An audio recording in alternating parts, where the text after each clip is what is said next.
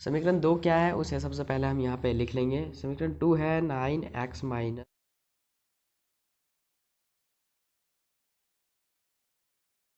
में 39 कितने बार में, तो 13 बार में। तो ऊपर वाला हमें 13 बार पढ़ना है, तो 13 चौका कितना हो जाएंगे 52, या फिर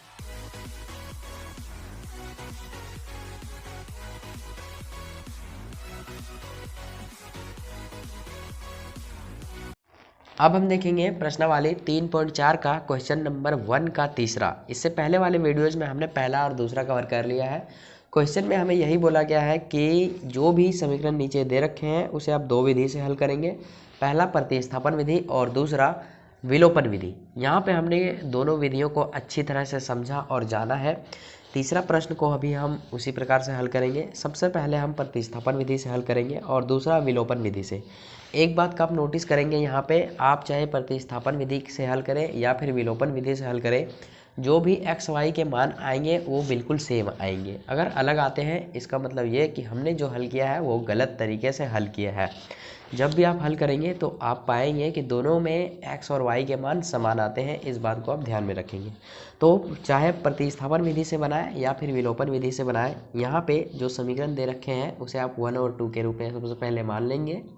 तो यहाँ पे फर्स्ट नंबर में जो दे रखा है उसे हम समीकरण 1 मान लेंगे, और सेकेंड में जो है उसे हम लोग समीकरण 2 मान लेंगे। इसके बाद चूंकि ये प्रतिस्थापन विधि है इसीलिए हम समीकरण 1 से आरंभ करेंगे। तो यहाँ पे लिखेंगे समीकरण 1 से, और समीकरण 1 है 3x माइनस 5y बराबर 4। यहाँ पे हमें किसी एक का मान निकालना होता है, चाहे आप x का मान निकालो या फिर y का मान निकालो। तो यहाँ पे हम x का मान निकालेंगे। 3x का 3x बराबर में 4 लिखेंगे। ये जो आपको दिखाई दे रहा है माइनस 5y, ये बराबर के इधर आएगा तो प्लस में हो जाएगा। तो यहाँ पे अब हम लिखेंगे x बराबर 4 प्लस 5y, और ये जो 3 आपको दिखाई दे रहा है ये गुना में है, बराबर के हम इधर लेके आएंगे तो ये भागा में हो जाएगा। तो सिंपली हम इसे भागा में ले आएंगे। अब चूंकि यहाँ पे x अकेला मान निकल चुका है, x का पूरा मान निकल चुका है, इसलिए हम इसे हल्के से समीकरण थर्ड मान लेंगे। अब चूंकि समीकरण थर्ड निकल चुका है यानी x का मान निकल चुका है, इसीलिए समीकरण 2 में हम x का मान बिठा देंगे। यही प्रतिस्थापन विधि का नियम है और इसे हम 3.3 से ही सीखते आ रहे हैं।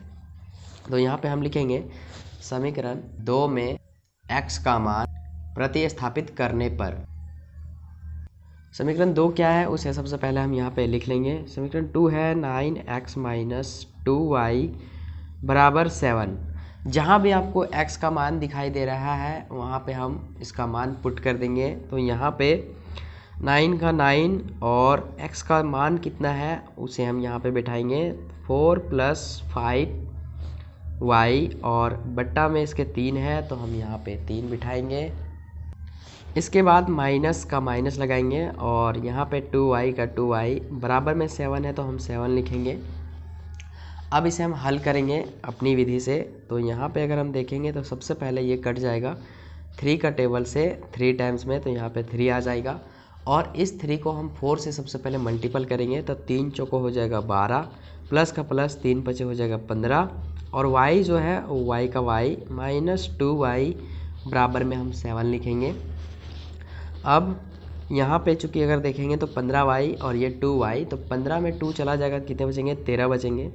तो हम यहाँ पे 12 प्लस 13y लिखेंगे सबसे पहले, और बराबर में कितने हैं 7, तो हम यहाँ पे 7 लिखेंगे। अब 13y का हम यहाँ 13y लिखेंगे और बराबर में 7 का 7। ये जो बराबर में 12 आपको दिखाई दे रहा है ये बराबर के इधर आएगा तो आ जाएगा माइनस में, चूँकि इधर प्लस में है। और कोई भी संख्या जब माइनस में होती है तो प्लस में चली जाती है और प्लस में होती है तो माइनस में चली जाती है। तो यहाँ पे अब देखेंगे तो 7 माइनस 12 यानी कि 12 में 7 जाएगा, कितने बचेंगे 5। हाँ, लेकिन माइनस में क्यों, क्योंकि छोटा में बड़ा घट रहा है मेरे भाई। अब ये जो 13 आपको दिखाई दे रहा है ये गुना में है, बराबर के हम इधर लाएंगे तो भागा में हो जाएगा। सिंपल वे में हम 13 को इधर लाएंगे। तो यहाँ पे चूंकि y का मान निकल चुका है, यहाँ पे कितना -5/13, तो एक आंसर यहाँ पे हमारा क्लियर हुआ। अब चूंकि y का मान निकल चुका है इसलिए x का मान सिंपल वे में निकल जाएगा। तो x का मान निकालने के लिए हमें क्या करना होगा, समीकरण थर्ड में y का मान बिठा देना होगा। तो यहाँ हम लिखेंगे समीकरण थर्ड में y का मान रखने पर, समीकरण थर्ड है x बराबर 4 + 5y बटा में 3। अब चूंकि यहाँ पे y जो आपको दिख रहा है, यहाँ पे y नहीं लिखना है, y के मान लिखने हैं, और y का जो मान आया है वो आया है -5/13। तो यहाँ पे इंटू के फॉर्म में हम लिखेंगे -5 का 5 और बटे में 13। चूँकि ये बट्टा जो है वो 3 है, यहाँ पे ये जो है वो आ जाएगा इसके बटे के नीचे, तो यहाँ पे हम 3 का 3 लिखेंगे। अब चूँकि ये अगले स्टेप में मल्टीपल होगा तो यहाँ पे हम 4 का 4 लिखेंगे, प्लस ये हो जाएगा 5 25 -25 हो जाएगा, और नीचे जो रहेंगे वो 13 का हम 13 लिखेंगे, और बट्टे में 3 का 3 ही होगा। अब यहाँ पे क्या होगा, माइनस है और यहाँ पे है प्लस, तो इसको अगर हम एक में लाना चाहें तो माइनस हो जाएगा, प्लस माइनस माइनस, और यहाँ पे 25 का 25 और बटे में 13 है तो 13 लिखेंगे, और इसके बटे में 3 है तो हमें उसे लेके ही चलना है, इसलिए हम इसके बटे में भी 3 लिखेंगे। अब चूंकि यहाँ पे कुछ नहीं मतलब 1 है, और यहाँ पे क्या बनेगा, भिन्न का घटाव बनेगा, तो सबसे पहले 1 और 13 का हम एलसीएम लेंगे। एलसीएम हमें बारीकी से लेना है, ये 3 जो है सो ये साथ में ही चलेगा, इसे आप छोड़े ना, नहीं तो पूरा समीकरण जो है सो गड़बड़ हो सकती है। तो यहाँ पे हम 13 का लेंगे एलसीएम, तो 13 और 1 का एलसीएम लेंगे तो 13 ही आएगा। अब चूंकि 1 का टेबल में 13 कितने बार में, 13 बार में, तो ऊपर वाला 13 बार, 4 13 ये 52 हो जाएगा, 52 माइनस 25, क्योंकि 13 का पहाड़ हम 13 कितने बार में, एक बार में, तो ऊपर वाला एक बार पढ़ना है, तो 25 से कम 25। अब ये जो 3 है ये इसके बटे में है, तो इसे हम यहाँ नीचे लिखेंगे क्योंकि ये साथ में ही चल रहा है। अब यहाँ पे 52 में कितना 25 घट जाएगा तो कितने बचेंगे, 27। ठीक, अब ये यहाँ पे 13 का 13 और इसके बटे में 3 का 3, और ये 3 के नीचे कुछ नहीं मतलब क्या है, 1 है। अब अगर हम अगले स्टेप में जाए तो क्या आएगा, समझिए यहाँ पे क्या है, बटे के नीचे में बट्टा है। जब भी ऐसा आए तो आपको क्या करना, जो नीचे रहेगा उसे ऊपर और जो ऊपर रहेगा उसे नीचे कर देंगे गुना के फॉर्म में।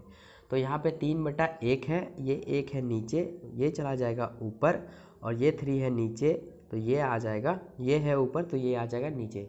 अब ये 3 का टेबल से ये 9 टाइम्स में कट जाएगा, इसीलिए यहाँ पे 9 1 कम 9 और 13 1 जा 13, तो 9/13 आया, और ये निकल के आ गया फाइनली हमारा x का मान। अब चूँकि y का मान पहले निकल चुका है, x का मान यहाँ पे निकला, इसलिए हम लिखेंगे अतः। तो इसका आंसर हमने यहीं पे कॉर्नर में लिख दिया है, आप एडजस्ट कर लीजिएगा। तो यही हो गया हमारा आंसर। मिलते हैं अगले वीडियो में, नहीं इसका प्रतिस्थापन विधि हो गया। अब हम देखते हैं इसका विलोपन विधि। चाहे कोई भी विधि हो, प्रतिस्थापन या फिर विलोपन, जो भी इक्वेशन दे रखे हैं उसे सबसे पहले हम समीकरण 1 और 2 के रूप में सबसे पहले हम मान लेंगे। अब चूंकि ये विलोपन विधि है, इसीलिए क्या करना होगा, हमें कोई एक के मान को समान करना होगा, बराबर करना होगा। तो यहाँ पे हम कोई एक का मान ले लेते हैं, y के मान को हम समान करेंगे। तो यहाँ पे अगर हम देखेंगे तो यहाँ पे हमें 10 लाना है और यहाँ भी 10 लाना है। किसी भी कंडीशन में हमें सब बराबर करना है, तो जिसमें आपको आसानी लगे आप उसी को बराबर करेंगे। तो अगर हम देखा जाए y को बराबर करना होगा तो इस 5 को 2 से गुना कर देंगे और इस 2 को 5 से गुना कर देंगे। तो ऐसे कंडीशन में क्या होगा कि ये भी 10y हो जाएगा और ये भी 10y हो जाएगा, और ऐसे कंडीशन में हम इसे आपस में काट सकेंगे। बात समझ में आ रही है? तो यहाँ पे हम सबसे पहले लिखेंगे समीकरण 1 को 2 से एवं समीकरण 2 को 5 से गुना करने पर। इतना करने के बाद जो भी हमारे पास इक्वेशन है उसे हम लिख लेंगे, और जो भी यहाँ पे हमने लिखे हैं उसे हमें नीचे करके दिखाना होता है। तो यहाँ पे है समीकरण 1 को 2 से गुना करेंगे और समीकरण 2 को 5 से गुना करेंगे। पूरे समीकरण को गुना करना है, ये आप याद रखेंगे। तो समीकरण 1 और 2 है 3x - 5y बराबर 4, 9x - 2y बराबर 7। ये 1 और 2 है समीकरण। अब इन्हें क्या करना होगा, समीकरण 1 को 2 से गुना कर देंगे और समीकरण 2 को 5 से गुना कर देंगे, जैसा हमने ऊपर हिंदी में लिखा है। तो गुना करने के बाद कुछ इक्वेशन आएंगे हमारे पास, उसे हमें लिखना है। तो क्या आएंगे आप उसे विस्तार में देखेंगे। 3 को हम 2 से गुना करेंगे तो कितने हो जाएंगे, 6x माइनस का माइनस 5 को 2 से गुना करेंगे 5 दूनी 10, ये y का y बराबर 4 दूनी 8। ठीक, पूरे समीकरण को गुना कराना है। अब 9 को 5 से गुना करेंगे तो 9 पचे कितने हो जाएंगे 45, x माइनस के माइनस 2 पचे 10, y बराबर 7 पचे 35। और अलग चीज़ें क्या आती हैं उससे फ़र्क नहीं पड़ता, हमें सिर्फ y से मतलब है। ठीक है, अब यहाँ पर आप देखेंगे कि दोनों चिन्ह क्या है, बराबर है, सेम है, तो इसे क्या करना होगा, हमें बदलना होगा। और इसे बदलेंगे तो सबको बदलना होगा, इसीलिए यहाँ पे क्या है, प्लस है, कुछ नहीं मतलब क्या प्लस, तो माइनस हो जाएगा, और यहाँ पे माइनस है तो प्लस हो जाएगा, और यहाँ पे प्लस है तो माइनस हो जाएगा। मतलब चिन्ह बदल देना है। चिन्ह अगर प्लस है तो माइनस कर देना, माइनस है तो प्लस कर देना है। इतना करने के बाद एक यहाँ लाइन ड्रॉ करेंगे हम नीचे। इसके बाद जो कटने के रहेंगे उसे हम कट कर देंगे। तो यहाँ पे देखिए माइनस और प्लस ये क्या होंगे, कट जाएंगे। एक बात आप नोट कीजिए, साइन बदलने के बाद ऊपर वाले का कोई वैल्यू नहीं रहता है, जो साइन बदल के आता है उसका वैल्यू रहता है, इसलिए माइनस और प्लस ये आपस में कट जाते हैं। बात समझ में आई। अब यहाँ पे -45 है और यहाँ पे प्लस का 6 है, तो -45 में 6 चला जाएगा तो कितने बचेंगे, -39। हाँ, और ये x का x यहाँ बराबर का बराबर लिखेंगे, और यहाँ पे 8 और 35 यानी कि 8 में 35 जाएगा तो कितने बचेंगे, तो 27 बचेंगे, वो भी किस में, माइनस में। बात समझ में आई। अब चूंकि बराबर के दोनों साइड माइनस है इसलिए ये आपस में कैंसिल हो जाएंगे। यहाँ पे बचेगा 39x बराबर में 27, तो हम x बराबर यहाँ पे 27 लिखेंगे। अब चूंकि ये जो 39 है ये गुना में है, बराबर के इधर आएगा तो भागा में हो जाएगा। सिंपल वे में हम इसे भागा में ले आएंगे। अब देखिए 27 और 39 कोई ना कोई टेबल में ज़रूर करता होगा, तो आई थिंक ये 3 का टेबल में कट जाना चाहिए। हाँ बिल्कुल, तो यहाँ पे 3 नम हो जाएगा 27, और नीचे जो 39 दिखाई दे रहा है ये 13 बार में कट जाएगा। अब ये कटेगा नहीं, इसीलिए यही हो जाएगा x का मान। अब चूंकि x का मान निकल चुका है इसलिए हम y का मान निकालेंगे। y का मान निकालने के लिए हमें क्या करना होगा, x का जो मान है वो समीकरण 1 में बिठाना होगा। तो लिखेंगे समीकरण 1 में x का मान रखने पर, समीकरण 1 है 3x माइनस 5y बराबर 4।